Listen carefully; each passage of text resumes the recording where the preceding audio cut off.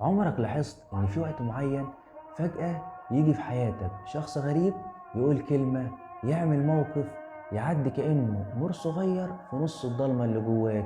تبقى مخنوق طول اليوم وتلاقي صاحبك بعتلك رسالة من غير ما يعرف حاجة، كل اللي كاتبه انت كويس. أوقات تانية تلاقي حد كبير في السن يقف جنبك في طابور ويقول كلمة تعدل مزاجك كله، وتستغرب هو يعرفني؟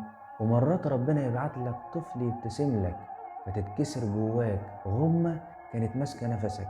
احنا دايما مستنيين علامة من السماء، صوت، حلم، حاجة كبيرة تهزنا، بس الحقيقة ربنا ساعات بيبعت لك رسالته على شكل بني آدم، يمر ويختفي بس يسيب جواك أثر مش مفهوم.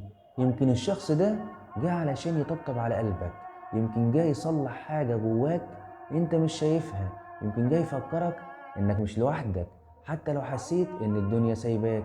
ركز، مش كل اللي بيعدي في حياتك صدفة، في ناس ربنا بيستخدمهم زي مفاتيح، يفتحوا لك باب كنت فاكره مقفول، او يقفلوا باب كان هيضرك. ولو سألت نفسك ليه جالي في الوقت ده بالذات، هتفهم ان وجوده كان ترتيب مش زيارة. وما تنساش تصلي على النبي. سلام.